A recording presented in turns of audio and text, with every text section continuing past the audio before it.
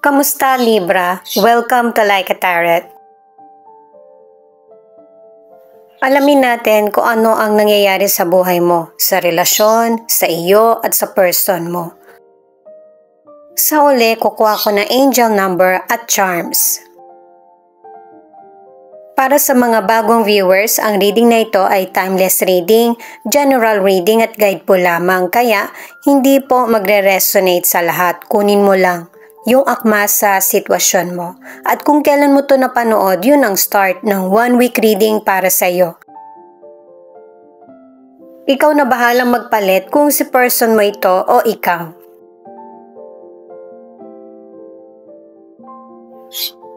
Two of Pentacles, Page of Cups, at Seven of Pentacles.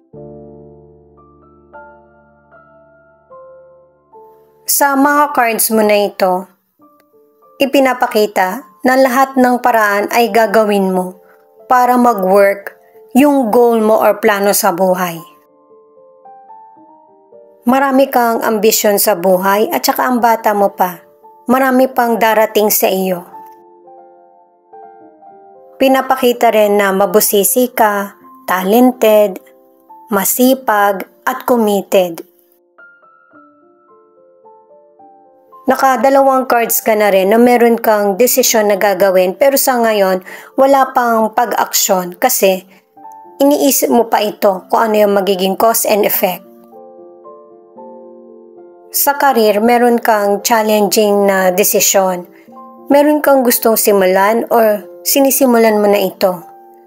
Pero, nag-i-stay ka pa rin sa secure na trabaho mo. Kasi, dun ka mas kumikita. Pero, nadodoble yung kita mo kasi nga, meron ka pang extra na trabaho or negosyo. Ang iba naman, nagiging challenging kasi pinapalawak mo yung negosyo na meron ka. Ang ilan naman sa inyo ay nagbitiw ka sa trabaho mo. At yung trabaho na in-applyan mo, merong positive news. Kung ano man yung sinisimulan mo sa career o kaya negosyo, kailangan ng pasensya kasi hindi agad-agad ay magiging fruitful ito. Pero in the end, maganda pa rin yung magiging resulta. Kumbaga, hindi masasayang yung mga pinaghirapan mo. At saka ang ilan sa inyo collab o kaya meron teamwork na magaganap para makamit mo yung tagumpay or goal na gusto mo. Single ka man or nasa relationship, mas pinapriority mo yung pagiging practical kesa sa love.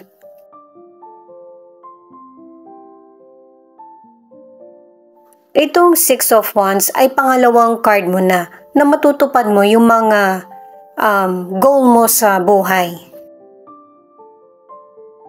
At saka magtiwala ka rin sa talas ng kutob mo kasi matutupad mo yung mga pangarap mo. Kasi ang bata mo pa or may family ka pero napaka-responsable mo. Hindi na importante kung kailan ito darating sa iyo yung tagumpay. Ang importante yung progress at saka yung sinisikap mo na mag-improve ka araw-araw.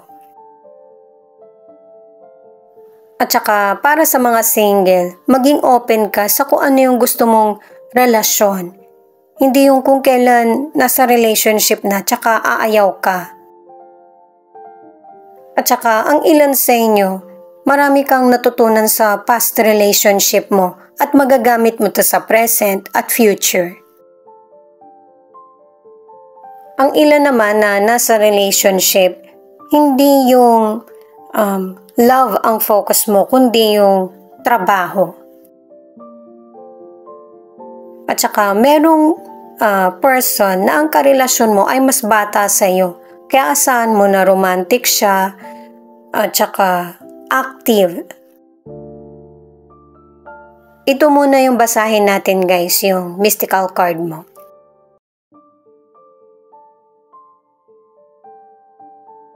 Itong regrets na card, kung meron ka mang pagkakamali or na-miss na oportunidad, okay lang yun. Basta nagpapatuloy ka. Kahit na tumagal man yung pagdating ng oportunidad, walang failure sa situation mo.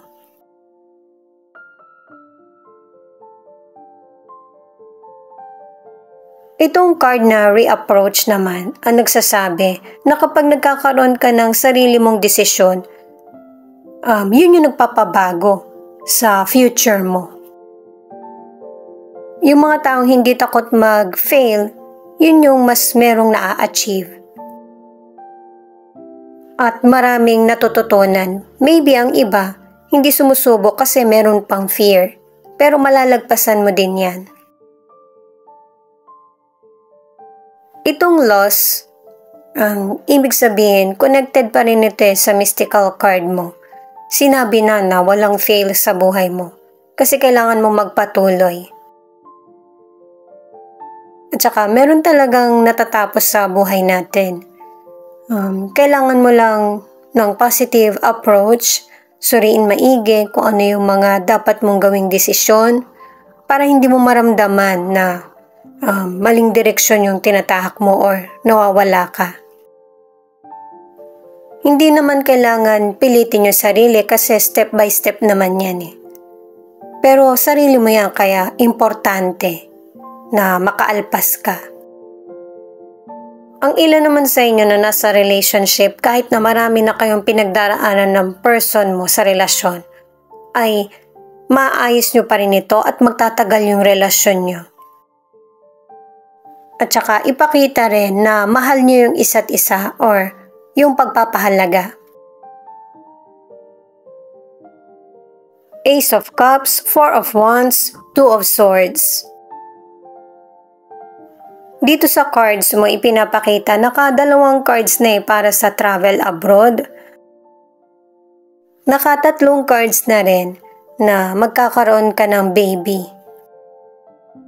Ito yung isa sa isa-celebrate nyo ng person mo. Maganda yung mga cards mo positive. Pero ang tanong, gusto mo ba itong nangyayari sa buhay mo? Kasi nakatatlong cards na sa desisyon na hindi magawa. Yung una patungkol sa career, ito naman patungkol sa love. Kahit card mo ito, ikaw na lang magpalit ha. Isa sa inyo ng person ang hindi ready. Sa financial, stable ito. Mas magkakaroon ka pa ng maraming blessings. Pero kailangan mong kontrolin din. Lalo na kung gusto mo mag-invest o kaya palawakin yung negosyo mo, pag-aralan mo muna itong mabuti. Kasi hindi mo to gagastosan ng simple lang. Paghahandaan mo talaga. Kasi isa ito sa pangarap mo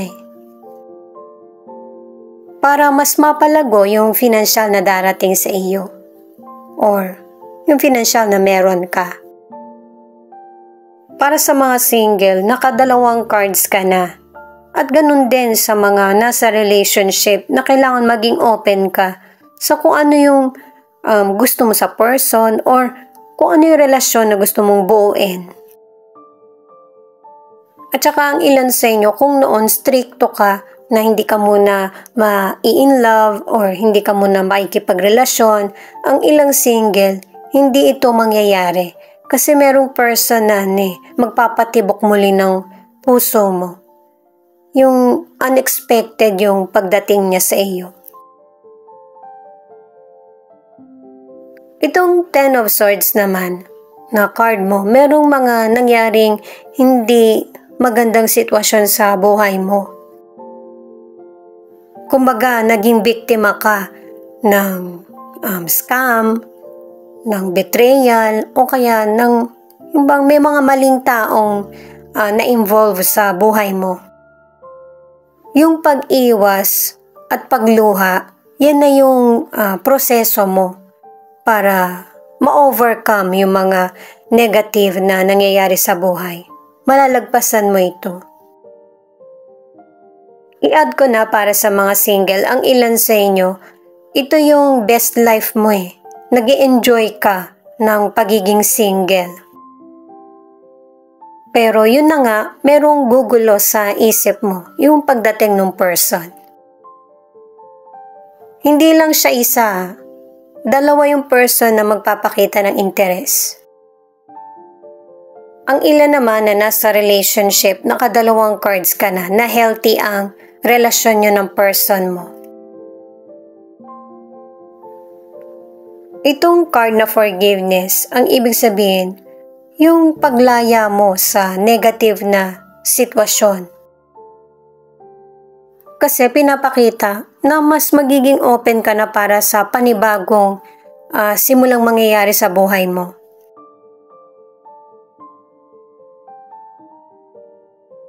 Itong it's not me naman na card, ang ibig sabihin nito, ang ilan sa inyo, merong sitwasyon na ikaw yung napagbibintangan o naaakusahan. Pero ang kumikilos talaga para sa kanila ay si God. Ganon din sa iyo. Kaya kung ano yung magandang nagawa mo, syempre blessings ang darating. Isipin yung positive at saka yung magpapadagdag ng happiness mo. Yun yung mas importante.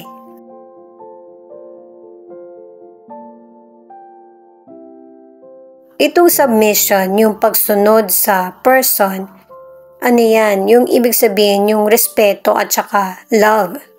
Kung karelasyon mo man siya or meron kayong connection. Ang ilan naman, ituloy ko na guys, sa relationship, kung nagkakaroon man ng problema sa iyo, kailangan mo tong alamin kung ano ba talaga yung dapat mong gawing desisyon kung may problem man sa relationship nyo. Kailangan nyo mag-usap ng person. Kung mag-i-stay ka ba or mag-let go sa person mo. Kasi may relasyon na sa umpisa okay naman kayo eh. Pero unti-unti, nakikita mo na kung ano yung pagkakaiba nyo ng person mo. Ito naman yung cards ng person mo. Queen of Cups, King of Swords, Queen of Pentacles. Dito na ipinakita sa cards ng person mo na ang ilan sa inyo meron talagang problema sa connection or relationship. Ikaw na lang bahalang tumukoy kung sino ka dito Kasi dalawang babae yung ipinapakita rito at nasa gitna yung person mo. Pinapaliwanag dito sa cards ng person mo na yung sitwasyon niya merong person na devoted, mapagmahal at caring na person. At saka pinapakita rin dito sa cards ng person mo kasi siya lang yung lalaki dito Unbiased. At saka tahimik siya sa katotohanan at saka malayo din siya sa iyo.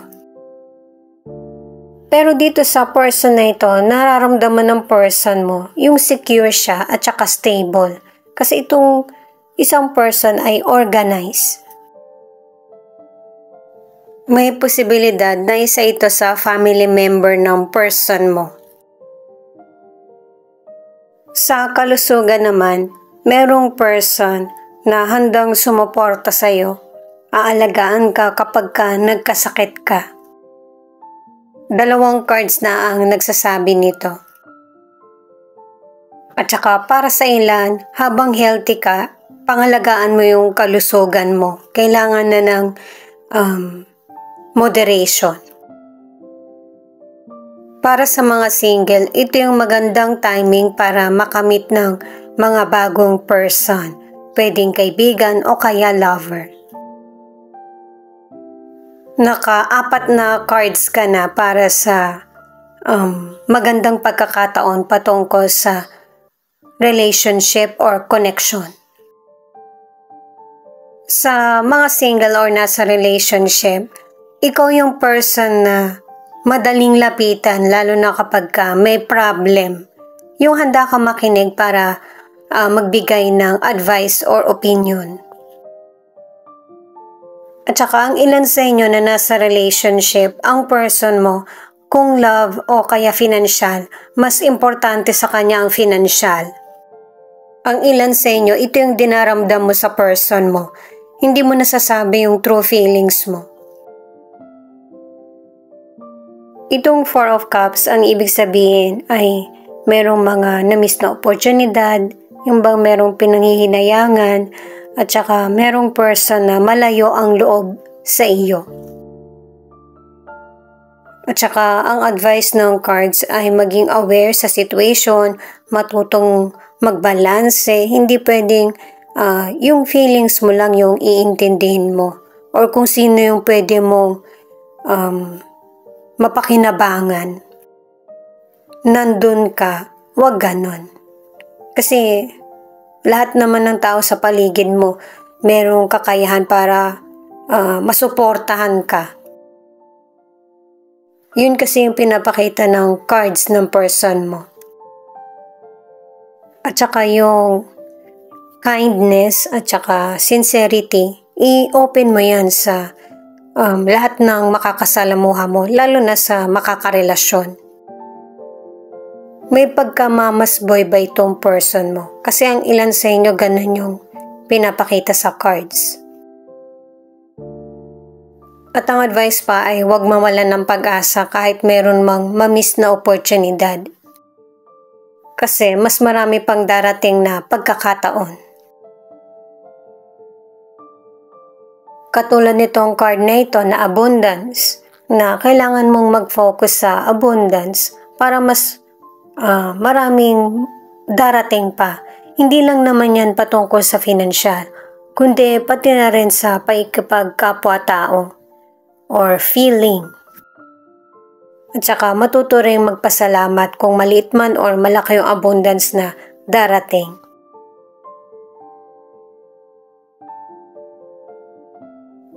Itong education naman, kailangan mo pa rin i-educate yung sarili mo. Nakapag-aral ka man or dumidiskarte, kailangan pa rin ng improvement. Mas maraming kaalaman, mas malaki din yung chances na maging maganda yung future mo. Haluan mo din yan na magandang pag-uugali para mas lalong matibay. Itong Sun na card naman, kung ano man yung nangyayaring sitwasyon sa buhay mo, kung hindi nangyayari yung abundance ngayon, mangyayari soon. Hindi mo ito kailangan hintayin, magpatuloy ka sa buhay. Kasi kung hihintayin mo o kaya walang pag-aksyon, mas lalo ka lang madidismaya at mararamdaman na parang walang nangyayari sa buhay mo. Alamin naman natin kung ano yung angel number mo. Siya nga pala, thank you sa mga nag-like, share, comment, and subscribe. Ingat po kayo palagi saan man kayo naroon. Ito ang angel number mo. 3. Your guides are with you offering love and wisdom. Ito yung mangyayari kapag may mga decision kang hindi mo mabigyan ng aksyon. At saka lahat naman tayo may guide. Ang ilan dyan yung namayapang family, relatives, yung angel mo, at syempre si God. Ito naman yung charms, ikaw na lang bahalang pumili or tumukoy kung andito ba yung zodiac sign ng person mo or letra ng pangalan niya.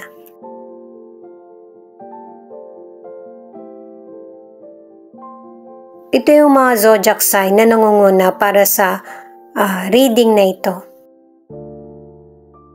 Leo, Pisces, Taurus, Sagittarius, Libra, Cancer, at Aquarius.